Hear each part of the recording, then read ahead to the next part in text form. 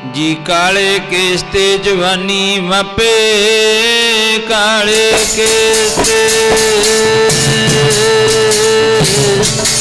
केस्ते जवानी मापे सबे मुख मोड़ जाणगे सजना सजना सबे मुख मोड़ जाणगे काले केस्ते जवानी मापे काले केस्ते जवानी मापे सबे मुख मोड़ जाणगे सजना सजना सबे मुख मोड़ जाणगे काले केस्ते जवानी मापे काले केस्ते जवानी मापे सबे मुख मोड़ जाणगे सजना सजना सबे मुख मोड़ जाणगे काले केस्ते ओ काले केस्ते जवानी मापे केस्ते जवानी मापे काले केस्ते जवानी मापे केस्ते जवानी मापे काले केस्ते जवानी मापे काले केस्ते जवानी मापे काले जवानी मापे काले केस्ते जवानी मापे मापे काले केस्ते जवानी मापे काले केस्ते जवानी मापे काले केस्ते जवानी मापे केस्ते जवानी मापे काले केस्ते जवानी मापे सबे मुख मोड़ जाणगे सजना सजना सबे मुख मोड़ जाणगे काले केस्ते जवानी मापे काले केस्ते जवानी मापे सबे मुख मोड़ जाणगे सजना सजना सबे मुख मोड़ जाणगे काले केस्ते जवानी मापे काले केस्ते जवानी मापे सबे मुख मोड़ जाणगे सजना सजना सब मुख मोड़ जाणगे काले केस्ते आजी चरण चपण तन से सुनियर मोती दास जानी चल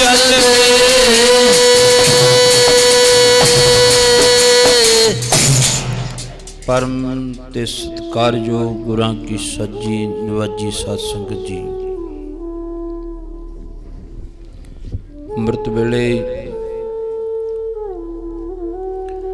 ਚਬਰਾਂ ਛਤਰਾਂ ਤਖਤਾਂ ਦੇ ਮਾਲਕ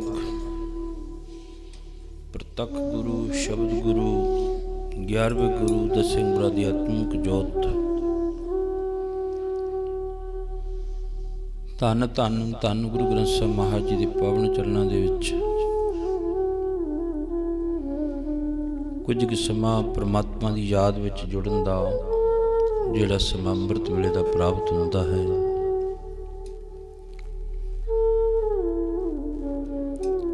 ਇਤਨੇ ਕੁ ਸਵਾਸ 24 ਘੰਟਿਆਂ ਦੇ 24,000 ਸਵਾਸ, 1 ਘੰਟੇ ਦਾ 1,000 ਸਵਾਸ ਪਰਮਾਤਮਾ ਦੀ ਯਾਦ ਵਿੱਚ ਜਿਹੜੇ ਜੁੜ ਕੇ ਸਵਾਸ ਸਾਡੇ ਆਉਂਦੇ ਹਨ, ਉਹ ਸਵਾਸ ਸਫਲੇ ਵੀ ਹੁੰਦੇ ਹਨ, ਮੁਜਰੇ ਲੇਖੇ ਦੇ ਵਿੱਚ ਵੀ ਪੈਂਦੇ ਹਨ। ਮਹਾਰਾਜ ਕਹਿਣ ਲੱਗੇ ਜਿਵੇਂ ਕੱਲ ਵੀ ਮੈਂ ਪਰਸੋਂ ਵੀ ਅਰਜ਼ ਕਰੀ ਸੀ, ਰਾਤ ਜੇ ਸੋਵੈ ਦਿਨ ਕਰੇ ਕਾਮ, ਇੱਕ ਖਿਨ ਲੇਹ ਨਾ ਹਰ ਕੋ ਨਾਮ। पर इतना कि जितना साध संगत मिल बैठ के मिल साध संगत भज की केवल नाम।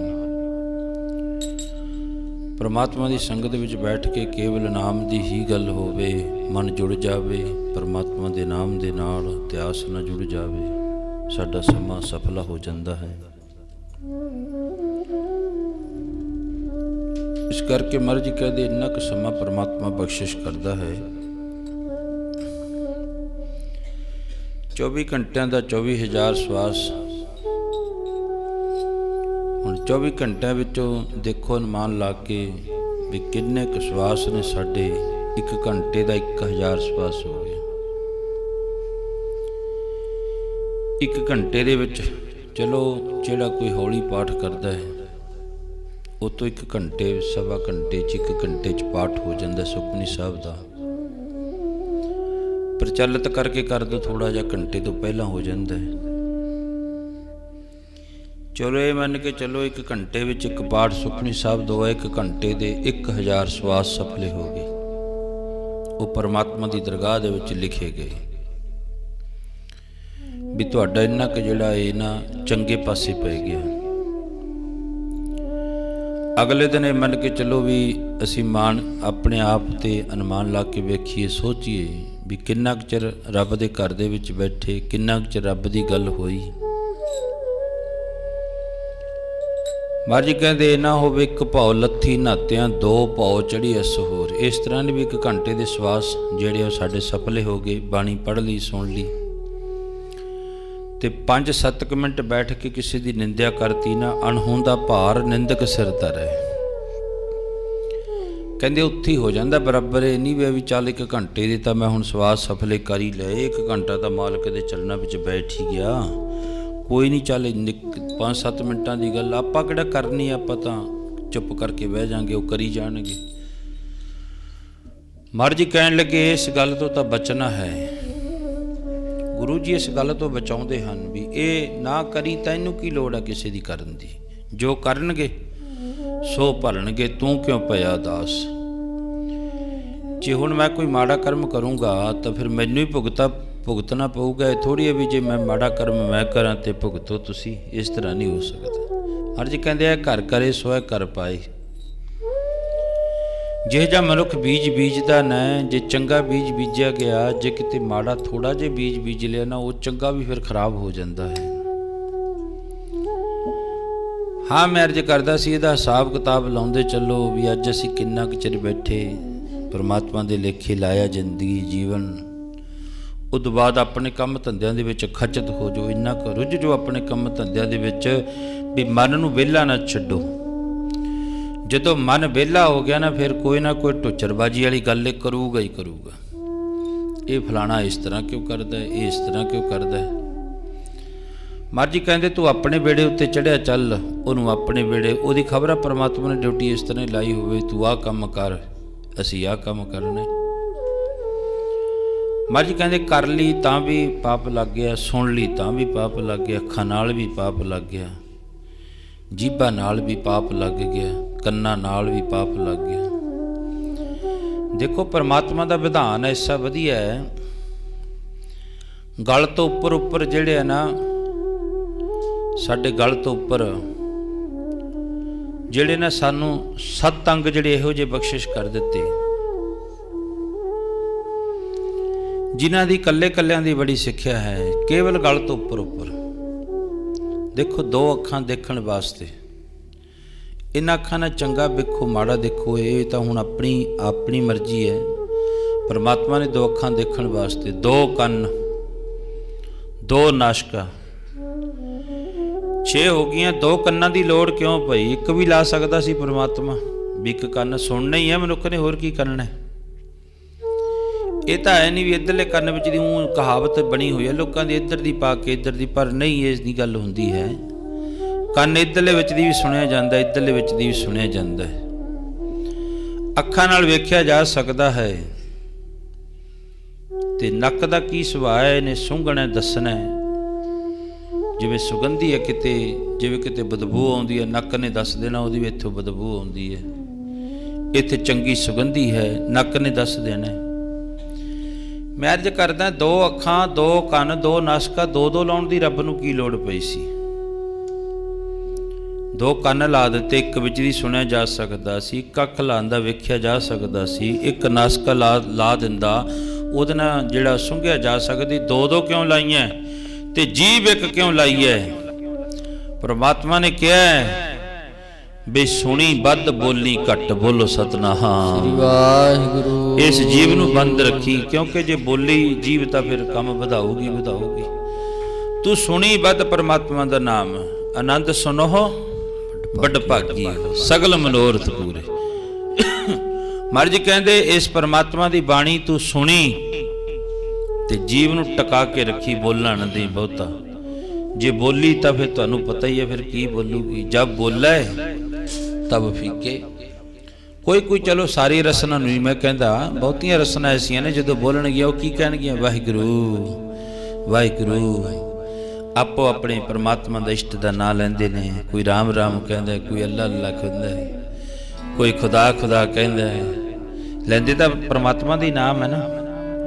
ਪਰਮਾਤਮਾ ਦੇ ਨਾਮ ਬਹੁਤੇ ਨੇ, ਜਿਹੜਾ ਮਰਜੀ ਦੇਖੋ ਹਰ ਇੱਕ ਨਾਂ ਤੇ ਖੁਸ਼ ਹੋ ਜਾਂਦਾ। ਕੋਈ ਅੱਲਾ, ਜਿਹੜੇ ਹੁਣ ਮੁਸਲਮਾਨ ਵੀਰ ਨੇ ਉਹ ਅੱਲਾ ਕਹਿੰਦੇ ਨੇ, ਉੱਥੇ ਖੁਸ਼ ਹੋ ਜਾਂਦਾ। ਹਿੰਦੂ ਵੀਰ ਰਾਮ ਰਾਮ ਕਹਿ ਦਿੰਦੇ, ਉੱਥੇ ਖੁਸ਼ ਹੋ ਜਾਂਦੇ। ਸਿੱਖਾਂ ਨੇ ਵਾਹਿਗੁਰੂ ਕਹਿ ਦਿੱਤਾ, ਉਹਦੇ ਤੇ ਖੁਸ਼ ਹੋ ਗਿਆ।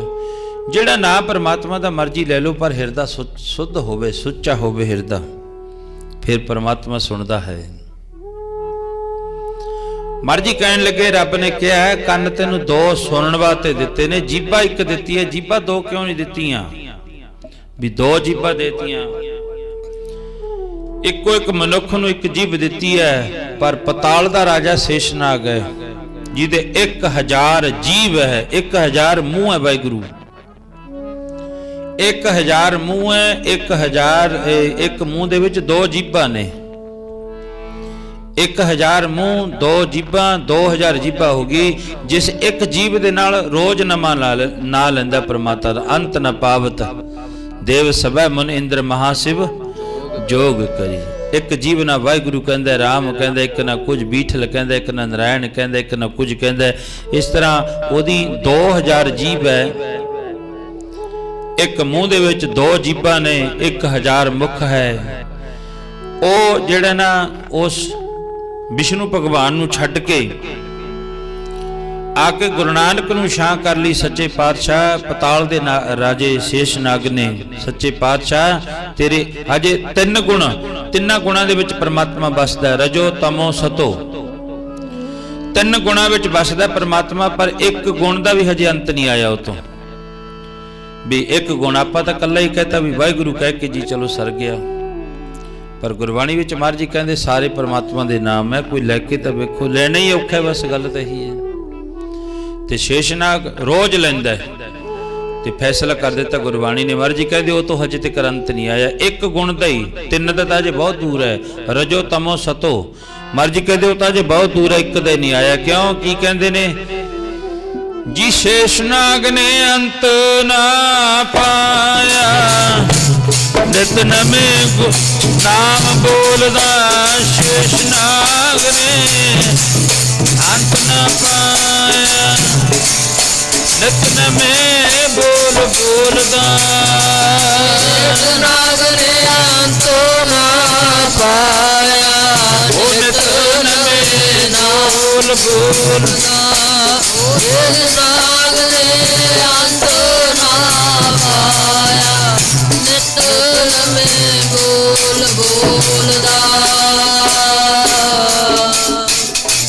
ਨਾ ਪਾਇਆ, ਨਿਤ ਨਵੇਂ ਨਾਮ ਬੋਲਦਾ।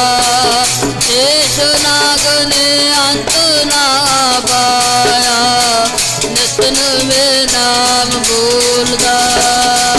ਪਰਮਾਤਮਾ ਦੇ ਜਿੱਤੇ ਤੇਰੇ ਨਾਮ ਹਾਂ ਬਲ ਬਲ ਜਾਓ। ਕਹਿੰਦੇ ਪਰਮਾਤਮਾ ਦੇ ਨਾਮ ਤੋਂ ਤਾਂ ਸਾਰਿਆਂ ਤੋਂ ਬਲ ਬਲ ਜਾਂਦੇ। ਹਾਂ ਮੈਂ ਅੱਜ ਕਰਿਆ ਸੀ, ਮਹਾਰਾਜ ਜੀ ਕਹਿੰਦੇ ਇਸ ਜੀਭਾ ਇੱਕ ਦਿੱਤੀ ਹੈ, ਕੰਨ 2, ਅੱਖਾਂ 2, ਨਾਸ਼ਕਾ 2 ਦਿੱਤੀਆਂ ਨੇ, ਪਰ ਜੀਭ ਇੱਕ। ਮਹਾਰਾਜ ਜੀ ਕਹਿੰਦੇ ਜੀਵ ਨੂੰ ਟਿਕਾ ਕੇ ਰੱਖੀ, ਕਿਉਂਕਿ ਇਹਦੇ ਨਾਲ ਬਹੁਤਾ ਕਈ ਵਾਰੀ ਗਲਤ ਵੀ ਬੋਲਿਆ ਜਾਂਦਾ ਹੈ।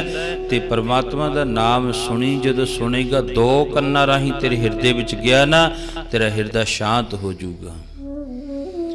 ਹੁਣ ਇਹੀ ਨਾਮ ਪਰਮਾਤਮਾ ਦਾ ਜਪਦੇ ਨੇ ਕੌਣ? ਭਗਤ ਰਵਿਦਾਸ ਜੀ।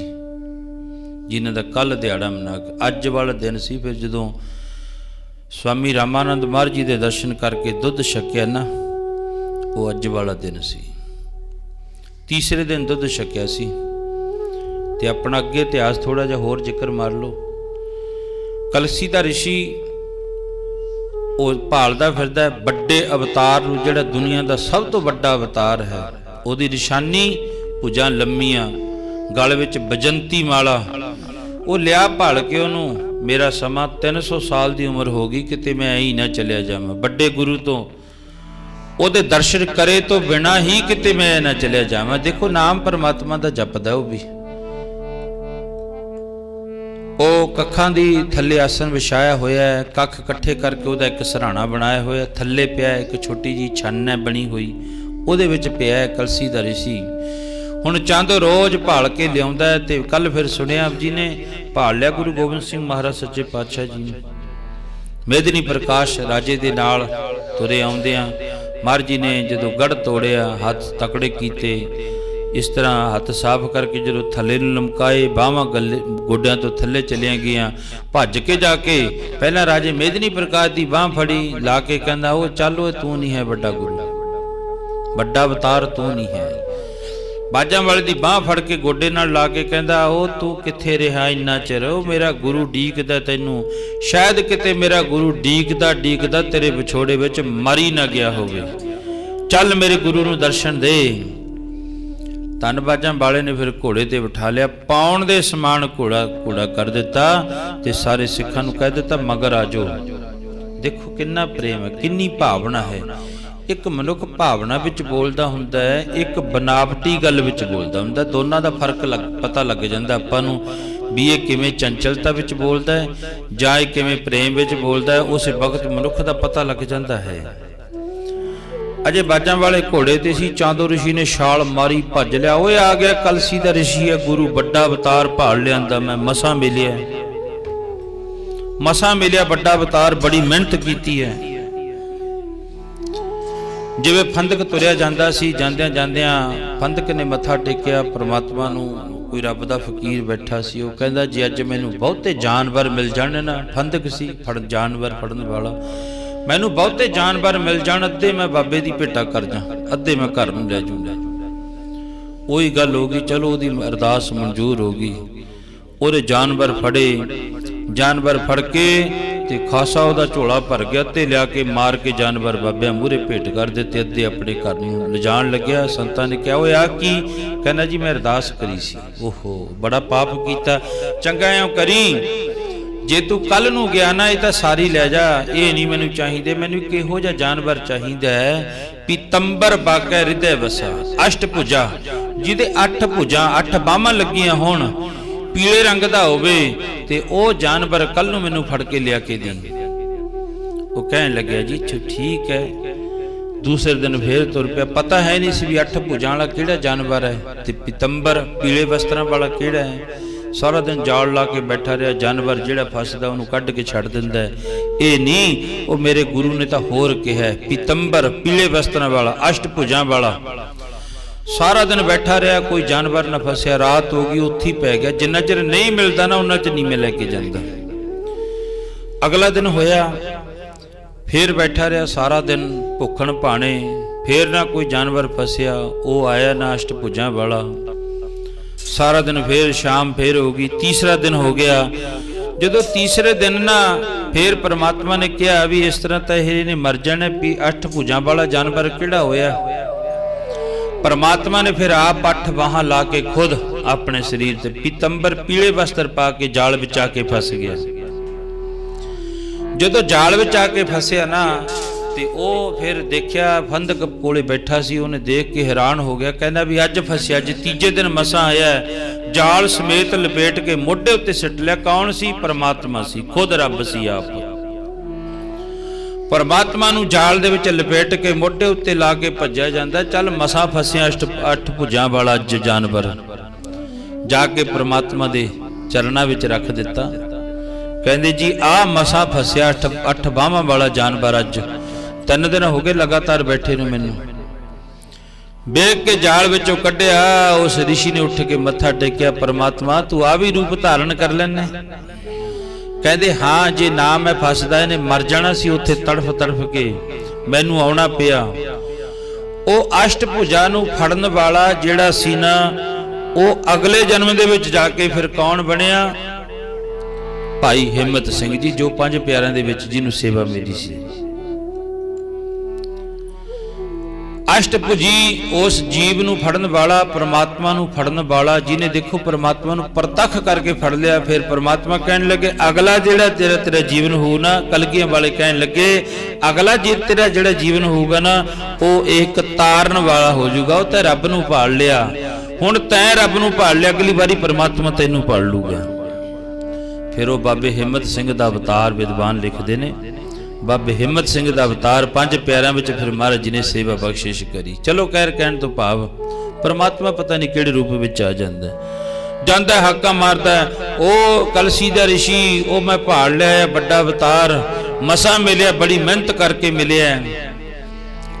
ਤੇ ਜਾ ਕੇ ਵੇਖਿਆ ਵੀ ਉਹ ਗੁਰੂ ਆਪਣੀ ਸਮਾਧੀ ਵਿੱਚ ਪਿਆ ਹੈ। ਉੱਚੀ ਉੱਚੀ ਚੀਕਾਂ ਮਾਰ ਲੱਗਿਆ, ਉਹ ਮੇਰਾ ਗੁਰੂ ਤੈਨੂੰ ਦੇਖਦਾ ਦੇਖਦਾ ਮਰ ਗਿਆ।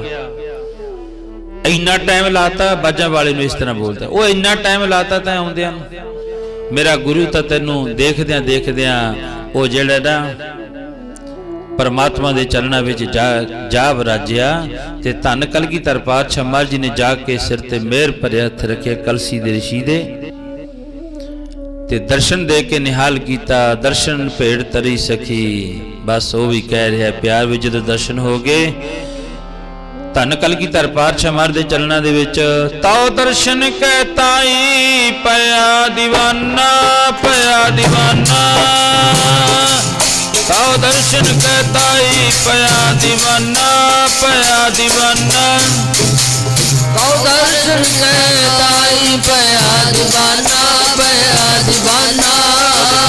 ਤਾਉ ਦਰਸ਼ਨ ਕੈ ਤਾਈ ਪਿਆ ਦੀਵਾਨਾ, ਪਿਆ ਦੀਵਾਨਾ। ਦਰਸ਼ਨ ਕੈ ਤਾਈ ਪਿਆ ਦੀਵਾਨਾ, ਪਿਆ ਦੀਵਾਨਾ। ਤਾਉ ਦਰਸ਼ਨ ਕੈ ਤਾਈ ਪਿਆ ਦੀਵਾਨਾ, ਪਿਆ ਦੀਵਾਨਾ।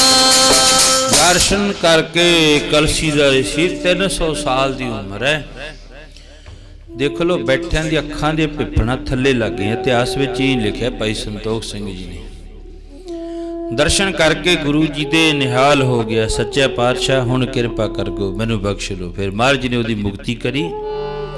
ਧੰਨ ਕਲਗੀਧਰ ਪਾਤਸ਼ਾਹ ਮਹਾਰਾਜ ਜੀ ਨੇ ਫਿਰ ਉਸ ਜਿਹੜਾ ਚੇਲਾ ਸੀ ਨਾ, ਉਹਦਾ ਚੰਦ ਬਹੁਤ ਰੋਂਦਾ ਹੈ। ਧੰਨ ਕਲਗੀਧਰ ਪਾਤਸ਼ਾਹ ਮਹਾਰਾਜ ਨੇ ਫਿਰ ਸਿੱਖ ਬਣਾ ਕੇ ਨਾਲ ਉਹ ਤੋਂ ਸੇਵਾ ਲਈ। ਇਧਰ ਅੱਜ ਸ਼੍ਰੋਮਣੀ ਭਗਤ ਰਵਿਦਾਸ ਜੀ ਮਹਾਰਾਜ 3 ਦਿਨ ਹੋ ਗਏ। ਮਨ ਵਿੱਚ ਕੀ ਹੈ? ਵਿਛੋੜਾ ਪੈ ਗਿਆ ਮੇਰਾ। ਸਵਾਮੀ ਰਾਮਾਨੰਦ ਮਹਾਰਾਜ ਜੀ ਤੋਂ ਵਿਛੋੜਾ ਪੈ ਗਿਆ। ਗੁਰੂ ਧਾਰੇ ਤੋਂ ਬਿਨਾ ਕੋਈ ਵੀ ਗੱਲ ਨਹੀਂ ਬਣਦੀ ਹੈ। ਅੱਜ ਦੇ ਸਮੇਂ ਵਿੱਚ ਤੁਸੀਂ ਜਿੰਨਾ ਚਿਰ ਕਿਸੇ ਨੂੰ ਗੁਰੂ ਧਾਰਨ ਨਹੀਂ ਕਰਦੇ, ਲੈ ਤੁਸੀਂ ਕੋਈ ਵੀ ਕੰਮ ਕਰ ਲਓ, ਜੋ ਦੁਨਿਆਵੀ ਤੌਰ ਤੇ ਕੋਈ ਕੰਮ ਕਰ ਲਓ, ਜੇ ਉਹਨੂੰ ਗੁਰੂ ਨਹੀਂ ਨਾ ਧਾਰਨ ਕਰੋਗੇ, ਤੁਹਾਡਾ ਪਾਰ ਨਿਸਤਾਰਾ ਨਹੀਂ ਹੋਊਗਾ। ਜੇ ਮਿਸਤਰੀ ਬਣਨਾ ਤਾਂ ਉਹਨੂੰ ਵੀ ਗੁਰੂ ਧਾਰਨ ਕਰਨਾ ਪਊਗਾ, ਡਰਾਈਵਰ ਬਣਨਾ ਤਾਂ ਉਹਨੂੰ ਵੀ ਗੁਰੂ ਧਾਰਨ ਕਰਨਾ ਪਊਗਾ, ਗ੍ਰੰਥੀ ਸਿੰਘ ਬਣਨਾ ਕਿਸੇ ਚੰਗੇ ਗ੍ਰੰਥੀ ਕੋਲੇ ਪੜ੍ਹਨਾ ਪਊਗਾ, ਉਹਨੂੰ ਗੁਰੂ ਧਾਰਨ ਕਰਨਾ ਪਊਗਾ। ਅੱਜ ਮੈਂ ਜਿਹੜੇ ਉਸਤਾਦ ਕੋਲੇ ਪੜ੍ਹ ਕੇ ਮੈਂ ਉਹਨਾਂ ਨੂੰ ਅੰਮ੍ਰਿਤ ਵੇਲੇ ਰੋਜ਼ਾਨਾ ਯਾਦ ਕਰਦਾ ਵੀ ਮੈਂ ਆਪਣੇ ਉਸਤਾਦ ਤੋਂ ਆਹ ਵਿਦਿਆ ਲਈ, ਉਹਨੇ ਮੈਨੂੰ ਆਹ ਵਿਦਿਆ ਆਹ ਲਹਿਜੇ ਵਿੱਚ ਆ ਕੇ ਦਿੱਤੀ ਵਿਦਿਆ। ਇਸ ਤਰ੍ਹਾਂ ਨਹੀਂ ਵੀ ਐ ਹੱਥ ਬੰਨ ਕੇ ਮੈਨੂੰ ਉਹਨੇ ਕਹਿਤਾ ਵੀ ਚੱਲ ਬਈ ਪਾਠ ਸਿੱਖ, ਚੱਲ ਆ ਜਾ ਤੈਨੂੰ ਢੋਲਕੀ ਸਿਖਾਵਾਂ। ਜੇ ਇਸ ਤਰ੍ਹਾਂ ਗੁਣ ਮਿਲੇ ਨਾ, ਫਿਰ ਉਹ ਮਨੁੱਖ ਯਾਦ ਨਹੀਂ ਕਰਦਾ ਹੈ। ਕੋਈ ਵੀ ਗੁਣ ਹੈ ਜੇ ਐ ਸੌਖਾ ਜਿਹਾ ਮਿਲ ਜੇ ਨਾ, ਫਿਰ ਉਹ ਯਾਦ ਨਹੀਂ ਕਰਦਾ ਹੈ। ਇਹ ਕਹਿ ਲਓ ਵੀ ਆ ਬਣਿਆ ਬਣਾਇਆ ਘਰ ਮਿਲ ਜੇ ਕਿਸੇ ਨੂੰ, ਚਲੋ ਬਣਿਆ ਬਣਾਇਆ ਘਰ ਮਿਲ ਜੇ, ਉਹਦੀ ਸਾਰ ਨਹੀਂ ਫਿਰ ਉਹਨੂੰ ਹੁੰਦੀ। ਜੇ ਕਿਤੇ ਉਹ ਨਿਉਂ ਦੇ ਵਿੱਚੋਂ ਲੈ ਕੇ ਆਵੇ ਨਾ, ਨਿਉਂ ਪੱਟ ਕੇ ਥੱਲੋਂ ਮਿਸਤਰੀਆਂ ਨਾਲ ਲੱਗਿਆ ਹੋਵੇ, ਧੁੱਪ ਦੇ ਵਿੱਚ ਐ ਮੁੜਕਾ ਚਾਹੁੰਦਾ ਹੋਵੇ, ਫਿਰ ਉਹ ਯਾਦ ਕਰਦਾ ਮਕਾਨ ਇੰਨੀ ਮਿਹਨਤ ਨਾਲ ਬਣਿਆ। ਜਿਹੜਾ ਮਨੁੱਖ ਕੋਈ ਵੀ ਹੈ ਕਿਸੇ ਤੋਂ ਕੋਈ ਗੁਣ ਧਾਰਨ ਕਰਦਾ, ਉਸ ਆਪਣੇ ਉਸਤਾਦ ਨੂੰ ਯਾਦ ਕਰਦਾ ਹੈ। ਕਦੋਂ? ਜਦੋਂ ਉਹਦੇ ਟੰਬੇ ਪਏ ਹੋਣ, ਫਿਰ ਕਹਿੰਦਾ ਵੀ ਹਾਂ ਯਾਰ ਮੈਨੂੰ ਆਹ ਗੁਣ ਇਸ ਤਰ੍ਹਾਂ ਮਿਲਿਆ ਹੈ। ਤੇ ਹੁਣ ਸਵਾਮੀ ਰਾਮਾਨੰਦ ਮਹਾਰਾਜ ਜੀ ਜਿਹੜੇ ਆ ਨਾ, ਉਹ ਵੀ ਇੱਕ ਉਸਤਾਦ ਨੇ, ਗੁਰੂ ਨੇ। ਇਹ ਨਹੀਂ ਹੈ ਵੀ ਸ਼੍ਰੋਮਣੀ ਭਗਤ ਬਾਬਾ ਰਵਿਦਾਸ ਜੀ ਦਾ ਕੋਈ ਗੁਰੂ ਨਹੀਂ ਸੀ, ਨਹੀਂ, ਉਹਨਾਂ ਦੇ ਗੁਰੂ ਸਨ। ਪਿਛਲੇ ਜਨਮ ਦੇ ਵੀ ਗੁਰੂ ਸੀ, ਅਗਲੇ ਜਨਮ ਦੇ ਵੀ ਗੁਰੂ। 2 ਜਨਮਾਂ ਦਾ ਇੱਕ ਗੁਰੂ ਪ੍ਰਾਪਤ ਹੋ ਗਿਆ। ਪਿਛਲੇ ਜਨਮਾਂ ਕਰਕੇ ਗੁਰੂ ਤੋਂ ਵਿਛੜ ਗਏ। ਕਹਿੰਦੇ ਨੇ ਹਮ ਸਰ ਦੀਨ ਦਇਆਲ ਨ ਤੁਮ ਸਰ ਅਬ ਪਤਿਆਰ ਕਿਆ ਕੀਜੈ ਬਚਨੀ ਤੋਰ ਮੋਰ ਮਨ ਮਨ ਜਨ ਕੋ ਪੂਰਨ ਦੀਜੈ ਹਉ ਬਲ ਬਲ ਜਾਓ ਰਵਈਆ ਕਾਰਨ ਕਾਰਨ ਕਵਨੇ ਬੋਲ। ਬਹੁਤ ਜਨਮ ਵਿਛੜੇ ਥੇ ਮਾਧੋ। ਦੇਖੋ ਬਹੁਤ ਜਨਮ ਵਿਛੜੇ ਥੇ। ਮਹਾਰਾਜ ਜੀ ਕਹਿੰਦੇ ਬਹੁਤ ਜਨਮ। ਆਪਾਂ 2 ਦੀ ਗੱਲ ਕਰਦੇ ਆ ਨਾ। ਭਗਤ ਰਵਿਦਾਸ ਜੀ ਆਪਣੀ ਪਾਵਨ ਬਾਣੀ ਕਹਿੰਦੇ ਬਹੁਤ ਜਨਮ ਵਿਛੜੇ ਥੇ ਮਾਧੋ। ਕਹਿੰਦੇ ਬਾਹਲੇ ਜਨਮਾਂ ਤੋਂ ਮੈਂ ਤਾਂ ਵਿਛੜਿਆ ਹੋਇਆ, ਇਹ ਜਨਮ ਤੁਮਾਰੇ ਲੇਖੇ। ਕਹਿੰਦੇ ਪਿਛਲੇ ਤਾਂ ਜਿਹੜੇ ਮੇਰੇ ਵਿਛੜ ਗਏ ਜਨਮ, ਉਹਨਾਂ ਭਾਈ ਨੰਦ ਲਾਲ ਜੀ ਨੂੰ ਵੀ ਕਹਿਣਾ ਪੈ ਗਿਆ ਅੱਗੇ ਸਮਝ ਚੱਲੀ ਨੰਦ ਲਾਲਾ ਪਾਛੇ ਜੋ ਬੀਤੀ ਸੋ ਬੀਤੀ। ਜਿਹੜੀ ਤੇਰੀ ਪਿੱਛੇ ਬੀਤ ਗਈ ਉਹਨੂੰ ਤਾਂ ਭੁੱਲ ਜਾ, ਜਿਹੜੀ ਅੱਗੇ ਆਉਣ ਵਾਲੀ ਹੈ ਨਾ ਇਹਨੂੰ ਸੰਭਾਲ ਲੈ, ਗੁਰੂ ਦੇ ਲੇਖੇ ਲਾ ਦੇ, ਕਲਗੀਧਰ ਪਾਤਸ਼ਾਹ ਮਹਾਰਾਜ ਦੇ ਲੇਖੇ ਲਾ ਦੇ। ਹੁਣ ਸਵਾਮੀ ਰਾਮਾਨੰਦ ਮਹਾਰਾਜ ਜੀ ਨੂੰ ਯਾਦ ਕਰਕੇ ਸ਼੍ਰੋਮਣੀ ਭਗਤ ਬਾਬਾ ਰਵਿਦਾਸ ਜੀ ਯਾਦ ਕਰ ਰਹੇ ਨੇ। ਅੱਜ ਵਾਲਾ ਦਿਨ 3 ਦਿਨ ਹੋ ਗਏ ਨਾ ਅੱਜ ਪੂਰਨਮਾਸ਼ੀ ਤੋਂ। ਅੱਜ ਵਾਲੇ ਦਿਨ ਵੀ ਫਿਰ ਯਾਦ ਕਰੀ ਜਾਂਦੇ ਨੇ, ਕਹੀ ਜਾਂਦੇ ਨੇ ਕਿਰਪਾ ਕਰਦੇ ਮੈਨੂੰ ਦਰਸ਼ਨ ਦਿਓ। ਦਰਸ਼ਨਾਂ ਦੀ ਅਭਿਲਾਸ਼ਾ ਮਨ ਵਿੱਚ ਹੈ, ਉਹਨਾਂ ਚਿਰ ਮੈਂ ਕੁਝ ਨਹੀਂ ਸਕਦਾ। ਦੇਖੋ ਇਹ ਤੋਂ ਹਰ ਇੱਕ ਗੱਲ ਤੋਂ ਕੱਲੀ ਗੱਲ ਤੋਂ ਸਿੱਖਿਆ ਮਿਲਦੀ ਹੈ। ਤੇ ਗੁਰੂ ਦਾ ਵੀ ਹੁਕਮ ਹੈ, ਜਦੋਂ ਅੰਮ੍ਰਿਤ ਛਕਾਉਂਦੇ ਨੇ 5 ਪਿਆਰੇ ਉਸ ਵਕਤ ਕਿਹਾ ਜਾਂਦਾ ਹੈ ਸਿੱਖਾ ਜਿੰਨਾ ਚਿਰ ਤੂੰ ਆਪਣੇ ਇਸ਼ਟ ਦੇ ਆਪਣੇ ਗੁਰੂ ਦੇ ਅੰਮ੍ਰਿਤ ਵੇਲੇ ਦਰਸ਼ਨ ਨਹੀਂ ਕਰਦਾ ਉੱਠ ਕੇ, ਉਹਨਾਂ ਚਿਰ ਆਪਣੇ ਜਲ ਮੁਖ ਵਿੱਚ ਜਲ ਪਾਣੀ ਨਹੀਂ ਕੁਝ ਪਾਉਣਾ। ਜੇ ਤੂੰ ਗੁਰੂ ਦੇ ਦਰਸ਼ਨ ਤੋਂ ਬਿਨਾ ਆਪਣੇ ਮੁਖ ਵਿੱਚ ਜਲ ਪਾਣੀ ਪਾ ਲਿਆ, ਫਿਰ ਕਹਿੰਦੇ ਇਸ ਤਰ੍ਹਾਂ ਹੈ ਜਿਵੇਂ ਇੱਕ ਕੁੱਤਾ ਵੀ ਉੱਠਣ ਸਾਰ ਜਿਹੜਾ ਕੁਝ ਮਰਜ਼ੀ ਛਕ ਲਵੇ। ਕਹਿੰਦੇ ਆਪਣੇ ਗੁਰੂ ਤੋਂ ਬਿਨਾ ਜਿਹੜਾ ਮਨੁੱਖ ਛਕਦਾ ਨਾ ਉਹ ਇਸ ਤਰ੍ਹਾਂ ਹੈ। ਤੇ ਸਿੱਖ ਨੂੰ ਸਭ ਤੋਂ ਭਾਵੇਂ ਕਿਸੇ ਵੀ ਆਪਣੇ ਇਸ਼ਟ ਦੇ ਨਾਲ ਕਿਤੇ ਧਰਮ ਦੇ ਨਾਲ ਜੁੜਿਆ ਹੋਇਆ ਹੈ, ਅੰਮ੍ਰਿਤ ਵੇਲੇ ਉੱਠ ਕੇ ਪਹਿਲਾਂ ਅਰਚਨਾ ਬੇਨਤੀ ਬੰਦਨਾ ਉਹਦੇ ਚਰਨਾਂ ਵਿੱਚ ਕਰਕੇ ਤੇ ਫਿਰ ਮੁਖ ਵਿੱਚ ਜਲ ਪਾਣੀ ਪਾਉਣਾ ਹੈ। ਹੁਣ ਭਗਤ ਰਵਿਦਾਸ ਜੀ ਕਹਿੰਦੇ ਉਹਨਾਂ ਚਿਰ ਕੁਝ ਨਹੀਂ ਮੈਂ ਛਕਣਾ ਜਿੰਨਾ ਚਿਰ ਮੈਨੂੰ ਮੇਰੇ ਗੁਰੂ ਦੇ ਦਰਸ਼ਨ ਨਹੀਂ ਹੁੰਦੇ। ਸਿੱਖਾ ਬਸ ਅੰਮ੍ਰਿਤ ਵੇਲੇ ਆ ਕੇ ਗੁਰੂ ਦੇ ਚਰਨਾਂ ਵਿੱਚ ਹੋਈ ਬੇਨਤੀ ਕਰੀਏ ਸੱਚੇ ਪਾਤਸ਼ਾਹ ਤੁਧ ਡਿੱਠੇ ਸੱਚੇ ਪਾਤਸ਼ਾਹ ਮਲ ਜਨਮ ਜਨਮ ਦੀ ਕੱਟੀ ਹੈ। ਬਹੁਤ ਬਹੁਤ ਧੰਨਵਾਦ ਹੈ ਸਾਰੀਆਂ ਸੰਗਤਾਂ ਦਾ। ਰਾਮਕਲੀ ਮਹਲਾ ਤੀਜਾ। ਆਨੰਦਿਕ ਓੰਕਾਰ ਸਤਿਗੁਰ ਪ੍ਰਸਾਦ ਆਨੰਦ ਪਿਆ ਮੇਰੀ ਮਾਏ ਮੈਂ ਪਾਇਆ ਸਤਿਗੁਰ ਦਾ ਪਾਇਆ ਸਹਿਜ ਸਿੱਧੀ ਮਨ ਵਧੀਆਂ ਵਧਾਈਆਂ।